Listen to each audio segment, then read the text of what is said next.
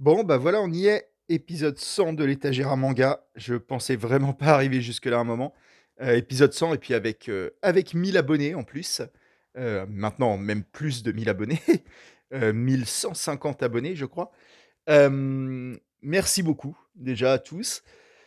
On va fêter ça avec plusieurs vidéos bonus cette semaine. Au début, je voulais faire un live, j'en avais parlé plusieurs fois, mais je le sens pas. Très honnêtement, d'un point de vue technique et même d'un point de vue contenu, je sens que c'est pas exactement l'ADN de ma chaîne, on va dire.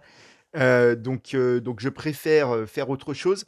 Il y aura deux, trois vidéos bonus cette semaine, des trucs qu'on m'a demandé plusieurs fois. Vous verrez, je pense que vous pouvez vous douter de ce que ça peut être, des vidéos qui ne seront pas sur un manga en particulier. Voilà, on va faire ça cette semaine. Et puis n'hésitez pas, si vous avez des questions, n'hésitez pas. Il y a une des deux vidéos où je vais pas répondre aux questions parce que j'ai pas non plus une communauté incroyable en termes de nombre qui me permettrait de faire une FAQ comme on dit. Mais par contre, je vais quand même pouvoir répondre à deux trois questions si vous en avez sur ma collection, sur ce que vous voulez en fait. Voilà, on va parler de tout ça, dans la semaine, sur deux trois vidéos. Et sur celle-ci, pour l'épisode 100, ça me paraissait important de parler d'un manga important justement, qui est peut-être un de mes mangas favoris. C'est sûr que c'est un de mes mangas favoris, mais je veux dire, c'est peut-être même mon manga favori. C'est dur à dire. En choisir un seul, c'est un peu dur parce qu'il y a différents critères qui fait que je pourrais mettre un tel ou un tel. Mais en tout cas, il est en très bonne position pour être, un de mes mangas favoris.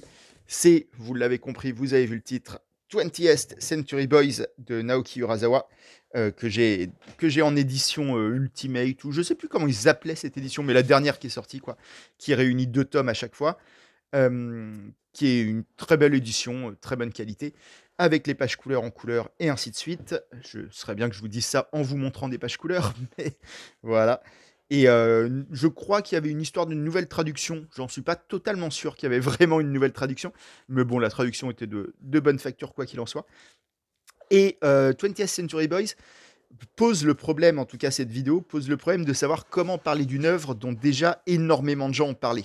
C'est une œuvre qui a été multi-analysée, parce il y a la matière pour ça. Qu'est-ce que je vais pouvoir ajouter de nouveau? Pas grand-chose en réalité. Ce que je peux déjà ajouter de nouveau, c'est qu'on a déjà parlé de Naoki Urasawa une précédente fois sur une vidéo sur son manga Happy, un manga sur le tennis, enfin sur une championne de tennis, manga que j'avais beaucoup aimé comme tout ce que fait Naoki Urasawa. Naoki Urasawa, c'est un de ces auteurs que j'ai mentionné plusieurs fois, hein, qui plaît à des gens qui n'aiment pas forcément le manga. J'exagère un peu, mais je pense que si vous détestez le manga, vous détesterez aussi Naoki Urasawa, mais il s'adresse peut-être à des gens à des lecteurs un peu plus adultes, un peu plus, oui, un peu moins spécifiquement lecteurs de manga. Ce qui lui a donné une image auprès du public et notamment du public manga, d'auteur peut-être un petit peu intello, qu'il ne mérite pas, à mon sens.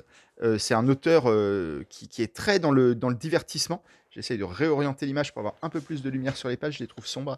Euh, c'est un auteur qui fait des images, des mangas qui sont avant tout des divertissements aussi.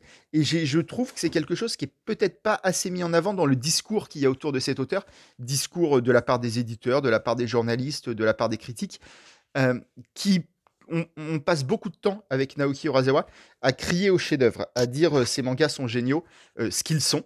Mais j'ai l'impression que c'est un discours un peu dangereux pour ceux qui ne l'ont pas lu, qui peuvent avoir l'impression que ça va être des mangas très intello, très philosophiques, où on va se faire un peu chier, alors que c'est vraiment tout le contraire en fait, Naoki Urasawa. C'est des mangas avant tout ultra cool, ultra divertissant, ultra attachant, très fluide.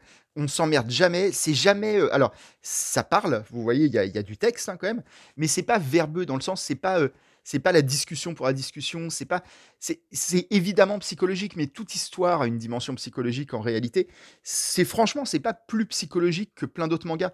C'est juste que qu'il a une imagination, il a des thématiques qui sont peut-être un peu plus profondes, un peu plus maîtrisées que beaucoup d'autres auteurs, mais ça ne veut pas dire qu'il est fait de manière chiante.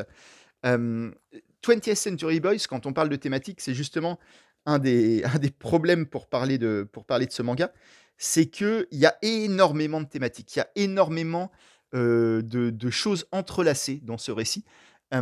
C'est un récit, comme beaucoup de ceux de Naoki Urasawa, qui parle notamment de manga. C'est-à-dire qu'il y a un petit côté méta, chez Naoki Urasawa. Alors méta, pas au sens moderne, on va dire, mais c'est-à-dire il y a toujours une petite vision de la forme. Il analyse aussi la forme qu'il fait, et c'est-à-dire qu'il y a un sens à ce que ces histoires soient avant tout des mangas, parce que ça parle justement de ça.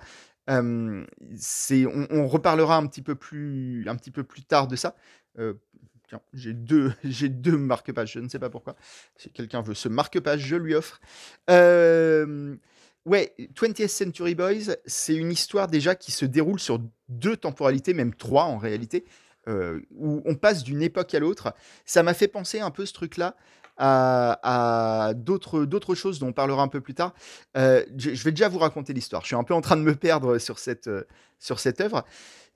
On suit dans 20th Century Boys, en tout cas au début, une bande de gamins, on va dire dirigés par Kenji, qui, quand ils étaient jeunes, quand ils étaient gamins, littéralement, euh, pour s'amuser, un été, avaient écrit un livre de prédictions où ils s'amusaient à imaginer toute une histoire dans laquelle il y a un robot géant qui allait attaquer le monde et eux, ils allaient sauver le monde avec un plan de gamin. Hein. On parle vraiment d'une histoire comme vous pouvez l'imaginer en école primaire, où vous vous imaginez être le héros d'un film d'action, quoi, globalement.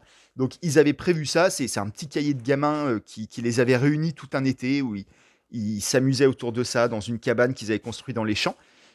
Toute une petite bande. Ils étaient une petite, peut-être pas une dizaine, mais pas loin. Ils sont assez nombreux. Et arrivé à l'âge adulte, une vingtaine d'années plus tard, en fait, quelqu'un, ils ne savent pas qui, est en train de réaliser le cahier de prédiction. Sauf que le cahier de prédiction, il racontait des trucs assez horrible. Il y a un moment où ce fameux robot géant contamine tout le Japon avec un gaz qui tue les gens, quoi. Et c'est ce qui va arriver. Il va y avoir un attentat une fois adulte qui va très clairement faire référence au cahier de prédiction. Sauf que ce cahier, c'est un truc qui était resté dans leur petite bande que personne ne connaît. C'est pas du tout un ouvrage public. C'est un truc qui a été perdu d'ailleurs avec le temps. Ils savent plus où est le cahier de prédiction au début. Et, mais ils se disent, c'est forcément quelqu'un de la bande, en fait. C'est quelqu'un qui est au courant de ce qu'on a fait et va apparaître dans le temps présent, dans le temps où ils sont adultes, une figure que vous voyez là, qui est dans l'ombre, on ne voit pas son visage, qui s'appelle Ami, A-M-I, le double sens, enfin le sens ami, friend, si vous voulez en anglais, est volontaire, évidemment, qui est en train de créer une secte, et on comprend, nous lecteurs, mais la bande de Kenji, la bande des gamins, enfin des ex-gamins, le comprend très bien aussi, que c'est lui qui est derrière tout ça. Sauf qu'on ne sait pas qui est Ami. On ne sait pas quel membre de la bande, entre guillemets, c'est. Très vite, il y a des candidats qui nous semblent crédibles pour savoir qui peut être Ami. Mais il y a toujours un truc qui fait que non, ça peut pas vraiment être lui parce qu'à tel moment il n'était pas là. Il y a toujours un truc qui pose problème dans les hypothèses. Mais il y a il y a des candidats, il y a des gens, Kenji et quelques autres, on sait d'avance que c'est pas eux, ça se voit.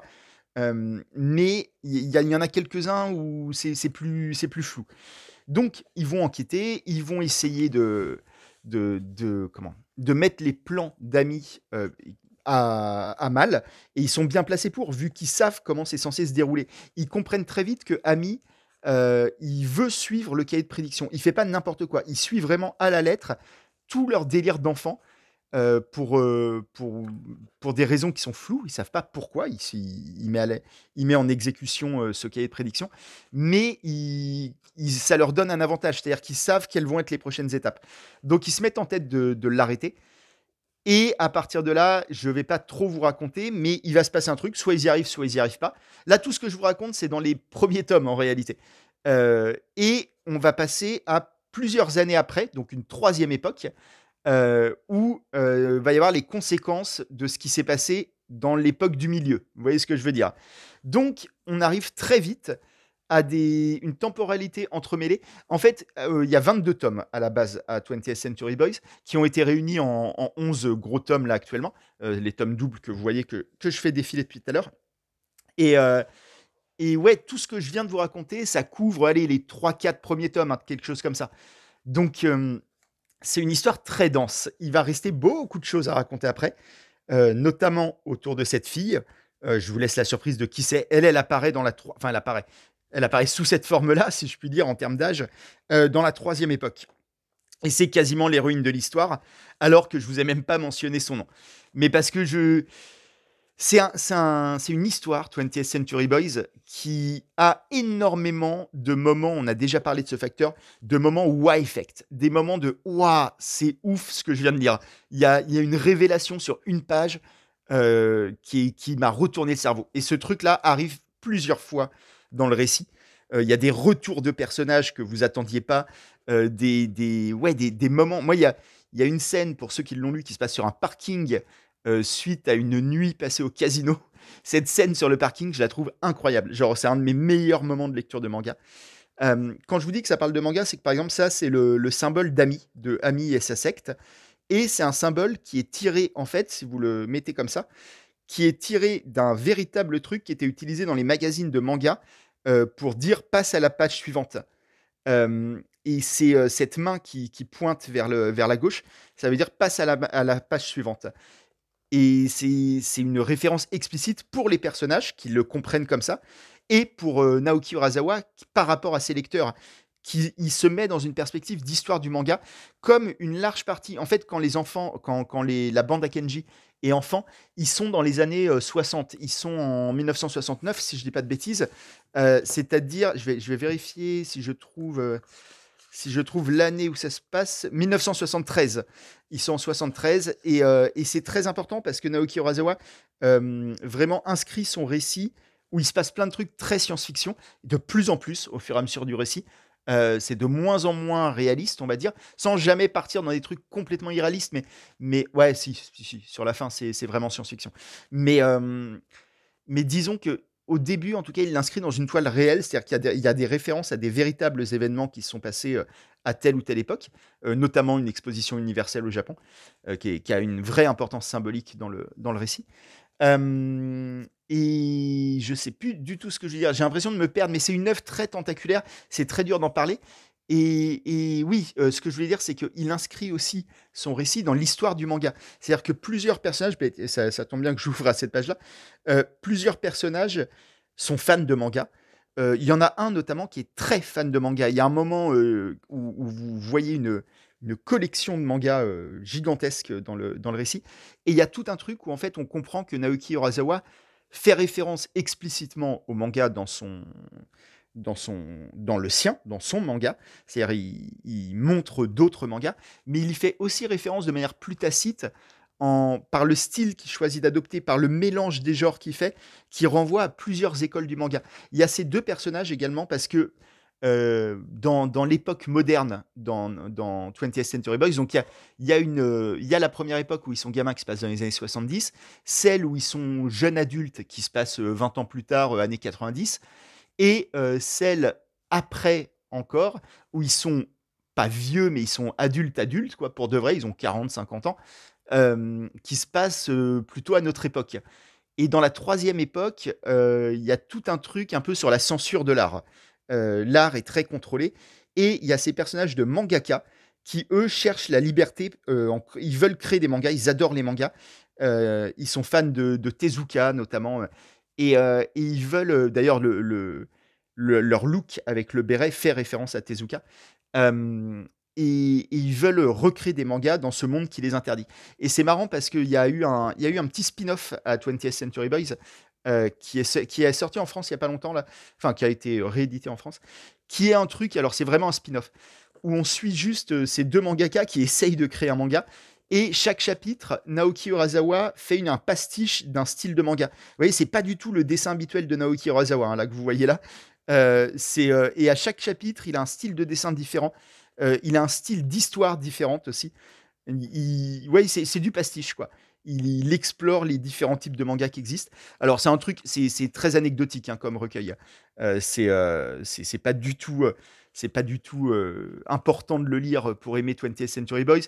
Ça ne, ça n'éclaire pas l'histoire principale, mais c'est un petit truc de clin d'œil sympa et surtout de, comment dire, ouais, il y a un truc en fait de bienveillance de la part de Naoki Urasawa où on comprend que lui, il a été mis sur un trône par rapport aux autres mangaka, qui est à mon avis un trône mérité, hein. C'est un des très très grands mangaka actuels. Je pense que il fait partie des 10 mangaka qui vont faire date dans l'histoire du manga. Si un jour il y a la grande histoire du manga avec le recul et tout, en fait, oui, bien sûr qu'il fait partie des repères importants de cette industrie et de cette forme artistique. Mais il a un truc où on sent qu'il aime le manga. Il est pas là par hasard. C'est pas un mec qui fait du manga mais qui aurait pu faire autre chose, qui préférerait faire de la littérature ou que sais-je. Non, il a un amour de cette forme d'expression qui est très clair et qui transparaît dans ses œuvres, qui transparaît aussi dans d'autres de ses œuvres, qui a un truc fil rouge dans une partie de sa carrière, notamment celle où c'est le plus prégnant, c'est la série Billy Bat qui parle on va dire, d'une BD hantée. Donc c'est beaucoup plus complexe que ça, mais si vous n'avez pas lu Billy Bat, c'est vraiment la deuxième série. Si vous aimez 20th Century Boys, lisez aussi Billy Bat. C'est un truc vraiment dans le même esprit. Donc ouais, c'est un thème qui lui importe beaucoup. Et ouais, je sais, j'ai conscience que ma vidéo part vraiment dans tous les sens, mais c'est très dur en fait de parler de 20th Century Boys parce que ça recouvre tellement de thématiques, tellement d'aspects de ce qui le rend intéressant. C'est-à-dire, c'est à la fois son scénario qui le rend intéressant, mais c'est aussi, comme je disais, la dimension de divertissement. Il y a un vrai truc autour de l'enquête. En gros, la grosse question qui va se poser très rapidement dans l'histoire pour les personnages, c'est qui est Ami. Et ça va se poser pour nous aussi. Et en fait, Naoki Urasawa va réussir à maintenir l'intérêt autour de cette question pendant les 22 tomes. Je dis 22, en fait, c'est même 24, parce que un peu sur le tard, il a sorti à la fin de 20th Century Boys, il a sorti 21st Century Boys, qui est un nouvel épilogue, on va dire. C'est-à-dire que l'épilogue réel de 20th Century Boys avait déplu à une partie des lecteurs qui le trouvaient insuffisant parce qu'il n'avait pas répondu clairement à qui est Ami. Alors, moi, je trouve qu'en fait, il avait quand même répondu. Si vous suivez un peu le récit, si vous le lisez attentivement, en fait, c'est assez.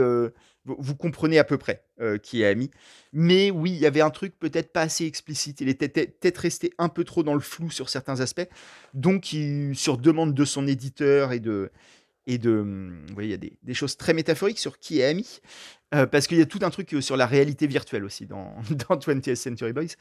Mais oui, disons que sur demande de son éditeur, demande du public, et pour accompagner, je crois que c'était à peu près la même période, la sortie d'un gros film live de 20th Century Boys, qui est en fait une trilogie de films, qui sont des films qui méritent d'être vus. Moi, je préfère le manga largement, mais les films ne déméritent pas non plus. Et surtout, c'est les films qui ont été, je crois, en tout cas à l'époque où ils sont sortis, les films avec les plus gros budgets du Japon. Donc on est sur des très gros films.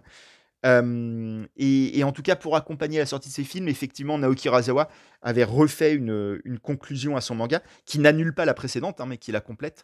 Il a rajouté 2 tomes, quoi, en gros, qui s'appellent 21st Century Boys, mais qui sont la même série, hein, évidemment. Et ouais, tout ça, il y a aussi dans les références au manga, il y a aussi les masques que les personnages portent. Il y a plusieurs persos qui portent des masques, qui sont aussi des personnages de manga d'époque. Et donc tout ça en fait une œuvre très tentaculaire, très référentielle, qui renvoie à plein plein de choses, que ce soit dans le manga, mais aussi dans le monde réel. Je vous parlais de l'exposition universelle, de la musique. Naoki Urasawa est un très gros fan de rock, et ça a une énorme importance dans 20th Century Boys, tout comme l'art de manière générale a une énorme importance dans son œuvre.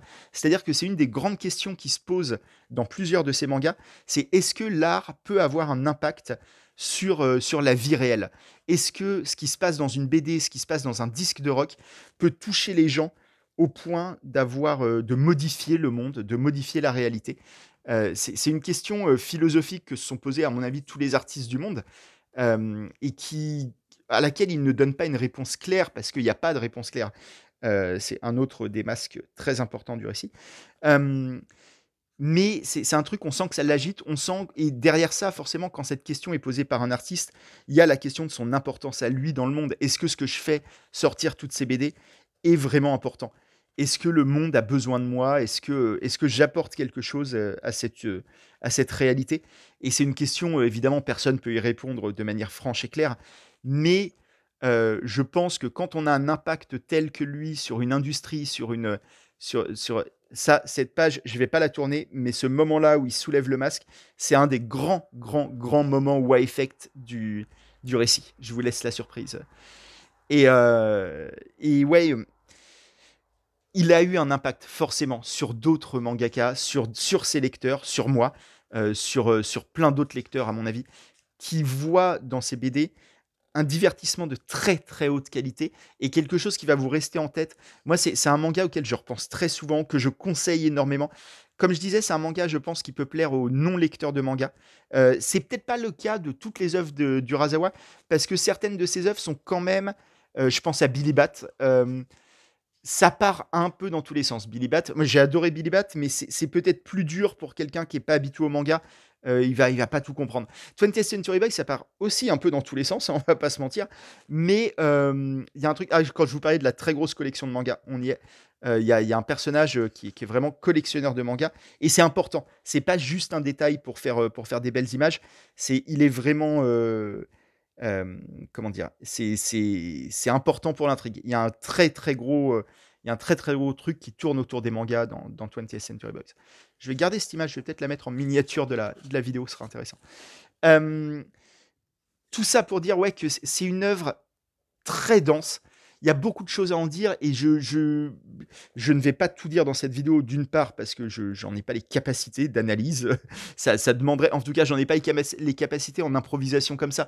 C'est-à-dire que ça demanderait en fait d'écrire un livre. C'est une œuvre, 20th Century Boys, très propice. Vous pouvez facilement écrire une analyse de 400 pages sur ce manga. Mais j'exagère pas du tout. C'est un truc, pourrait y avoir des livres d'analyse que sur ce manga. Même pas sur la carrière d'Urasawa, mais sur 20th Century Boys.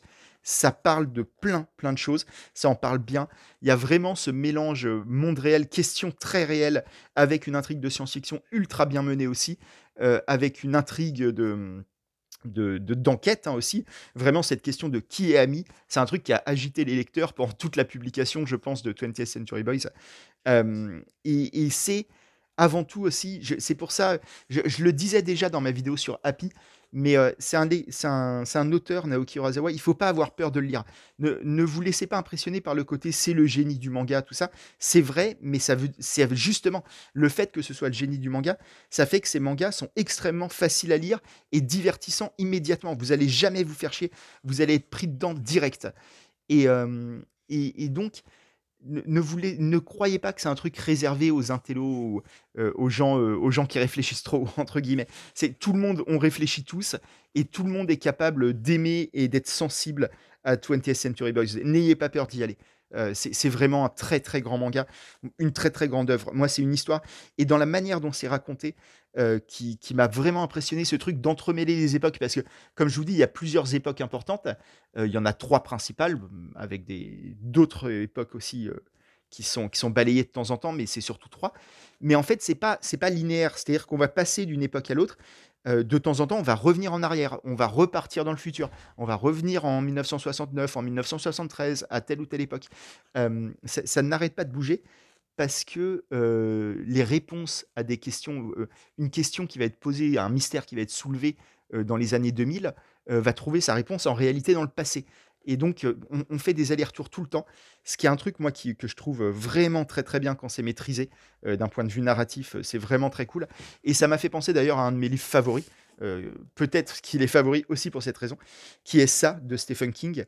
Je pense qu'on en a déjà parlé, c'est possible qu'on l'ait déjà évoqué, j'ai vraiment l'impression qui est un livre, vous connaissez peut-être les adaptations en film, avec le clown tueur, qui, pareil, a ce mécanisme de passer d'une époque à l'autre. Vous voyez, là, il y a marqué adulte et il y a des parties enfants. Je vais essayer de vous trouver la page de titre. Où, en fait, pareil, c'est une bande d'enfants qui, en 58, est confrontée à un clown tueur. Je dis clown tueur, c'est plus complexe que ça, mais je ne vais pas tout vous raconter non plus. En 58, sont confrontés à un clown tueur qu'ils arrivent à battre, mais le clown revient quand ils sont adultes, 30 ans plus tard, et hop, en 85 très exactement, donc plutôt 27 ans plus tard, et ils vont devoir l'affronter une deuxième fois, une fois adulte. Et le récit, le récit du livre, du double livre, parce que c'est un double roman, entremêle le passé et le présent en permanence. C'est-à-dire, c'est pas d'abord les enfants et ensuite les adultes, comme ils ont fait dans le dernier film d'ailleurs, c'est ce qu'ils ont fait. Ils ont fait le premier film sur les enfants, le deuxième sur les adultes. Là, c'est pas du tout ça. C'est vraiment en permanence, on va repasser dans le passé, on va revenir dans le présent et ainsi de suite. C'est ultra bien mené et pareil, ça l'est pour des raisons parce que les réponses au présent se trouvent dans le passé et vice-versa. Et là, c'est pareil dans 20th Century Boys. Voilà, donc c'est pour ça que je voulais vous parler de ce manga-là, qui est un manga extrêmement charismatique, extrêmement attachant à tout niveau, sur lequel vous allez pouvoir réfléchir, il y a à discuter.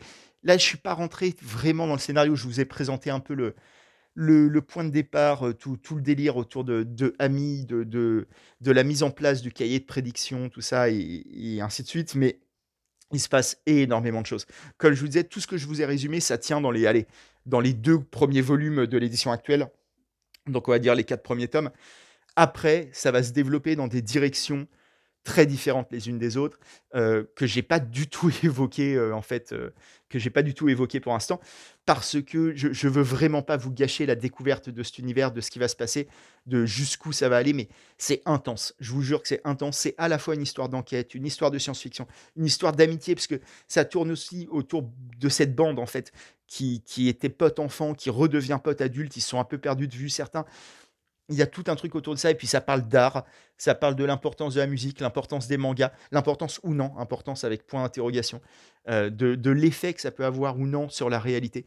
Est-ce qu'on peut, est-ce qu'on peut renverser un totalitarisme avec de la musique? Est-ce que les chansons contestataires ont un sens, ou est-ce que c'est que du vide? Toutes ces questions-là sont posées par 20th Century Boys, sont bien posées. Il y a des réponses qui sont apportées, qui sont les réponses de Naoki Urasawa, qui valent ce qu'elles valent, mais qui ouvrent un débat interne. C'est-à-dire, on peut en débattre entre nous, mais ça ouvre aussi un débat vis-à-vis de vous-même en tant que lecteur. Est-ce que vous êtes en accord avec lui? Oui et non. Euh, Moi, ça dépend. Mais en tout cas, je sais qu'il m'a fait réfléchir. C'est un manga, moi, que j'ai trouvé incroyablement puissant. Et comme je dis, qui tire sa puissance, vraiment, j'insiste sur ce point-là parce que je sens bien, quand je parle de Naoki Urasawa, des lecteurs de manga, qui ne l'ont pas lu, qu'il y a un truc, il y a une défiance vis-à-vis de son statut de génie. Tout le monde a répété que c'est le génie, Naoki Urasawa. C'est vrai, je ne peux pas dire le contraire, mais n'ayez pas peur de ça. C'est des mangas de divertissement aussi. Il a parfaitement compris. C'est pour ça que c'est un génie du manga. Il a parfaitement compris ce qu'était le manga, ce qu'était sa forme artistique. Et la forme artistique du manga, moi, c'est un de mes grands propos sur cette chaîne aussi. C'est de dire la force spécifique du manga par rapport à la bande dessinée, par rapport aux comics, elle passe aussi par cette énergie, par cette façon qu'ils ont d'attraper le lecteur en permanence, qui découle, je pense, de la prépublication en chapitre. C'est-à-dire qu'ils ont 20 pages par semaine. Il faut tenir le lecteur, il faut réussir une fois par semaine à le garder pendant 20 pages et à lui donner envie de revenir la semaine d'après. Donc c'est une gestion du micro cliffhanger permanent, de la page, des pages courtes, 3 lignes, 2 cases. Tout ça, c'est les codes du manga. C'est important de tenir le lecteur. Et tout ça, Naoki Urasawa, il l'a. C'est pas une BD d'auteur telle qu'on l'aurait faite en France. La même histoire donnée à un dessinateur, à un auteur français, serait extrêmement différente. Parce que c'est juste pas la même grammaire narrative. Là, dans un manga, c'est-à-dire que toute cette histoire ultra dense, ultra philosophique, qui pose plein plein de questions, reste quand même un récit très énergique, plein de suspense, qui à chaque chapitre, vous réattrape et vous ramène dans une nouvelle direction. Vous dites, ouais, mais je veux trop la réponse à cette question, en fait. Il faut vraiment que je lise le chapitre d'après. Et ce truc-là marche à blinde, avec toujours ce symbole d'ami qu'on retrouve partout, qui est extrêmement important, extrêmement symbolique. Encore une fois, 20th Century Boy, c'est aussi une lettre d'amour au manga, de manière générale. Et cette vidéo l'est également. Je voulais, pour la centième, parler de ce que je considère être un des plus grands mangas. Un manga qui, derrière tous ces aspects, réfléchit aussi sur le manga. L'aveu est dans ce spin-off, hein, qui s'appelle Recueil d'histoire d'Ujiko Ujiyo, qui est un spin-off que je vous conseille, hein, pour les fans de 20th Century Boys, qui est une petite curiosité. Il ne faut pas en attendre. C'est pas du tout important pour le récit, hein, comme je disais. Mais c'est un peu l'aveu de 20th Century Boys. C'est avant tout une œuvre sur le manga, en fait. Euh, je voulais, pour la centième, parler de cette œuvre-là, parler de mon amour du manga et je pense que quand vous êtes amoureux du manga, en fait, il y a de fortes chances que vous tombiez aussi amoureux de 20th Century Boys. C'est d'une certaine façon un certain absolu du manga. Ça représente tout ce qu'on aime dans cette forme d'expression artistique. Merci à tous. C'est une vidéo dont j'ai conscience qu'elle part un peu dans tous les sens, mais je vous filme un petit peu Ronnie pour la gloire. Ronnie devant son miroir dans mon nouvel appart. Mais ouais, j'ai conscience que la vidéo partait un peu dans tous les sens. J'espère que vous m'en excuserez, que vous y avez trouvé quand même un certain intérêt. Et je vous remercie. Je vous dis à dans pas longtemps. Comme j'annonçais au tout début, il va y avoir des vidéos bonus cette semaine. On va un peu visiter en détail cette étagère. Vous me l'avez demandé plusieurs fois. On va aussi, je pense que je vais vous faire un petit top 10. C'est la tradition. Il y a un moment où tous les youtubeurs doivent passer par le top 10. Donc je vais vous dire quels sont mes 10 mangas favoris. Ce sera ça la prochaine vidéo. Je suis déjà en train d'en filmer. Dans cette image, je vous envoyais déjà 2 de mes mangas favoris. Rien que dans ce que vous voyez là. À très vite. Merci beaucoup de me suivre. Merci beaucoup pour tous vos abonnements. 1153 abonnés, je crois très précisément, pour atteindre avec moi ce centième épisode. J'ai du mal à parler, c'est le matin. C'est assez ouf parce que ça reste une toute petite chaîne. Hein. Je comprends bien que je suis pas Squeezie, mais je trouve qu'on a créé un petit truc ensemble, une communauté, un contenu, un format qui est un peu différent du reste. Alors, c'est des vidéos très à l'arrache. Hein. Il y a zéro montage, tout ça. Il faut pas que je me loupe au bout d'une demi-heure de vidéo. Euh, mais euh, mais il y a un truc, je sais pas, vous y avez trouvé quelque chose, moi aussi. Ça m'apporte un peu de paix au quotidien. Comme je vous dis, j'ai beaucoup de trucs à gérer, surtout en ce moment avec le déménagement, des trucs, des machins. Je suis sous pression depuis quelques temps, depuis quelques mois, quelques années. Je suis pas forcément serein dans ma vie, ce qui veut pas dire que j'ai une mauvaise vie, hein, mais je suis quelqu'un qui est stressé. Et ces vidéos et les échanges avec vous chaque semaine sont un truc qui justement me sortent de ça, me sortent du stress. Et c'est quelque chose qui est devenu assez important pour moi en fait, que je suis content de faire chaque semaine. Et je suis content de vous retrouver, je suis content de voir que ça a pris une petite importance pour vous. Alors, toute proportion gardée, hein, je me doute bien que c'est pas ultra important pour vous les vidéos, mais c'est quand même un rendez-vous. Donc, je vous remercie. Je vais arrêter de parler parce que là, je parle vraiment pour ne rien dire. Je vais vous remercier et je vais vous dire à bientôt pour la prochaine vidéo, pour le top 10. Ciao, encore merci à tous.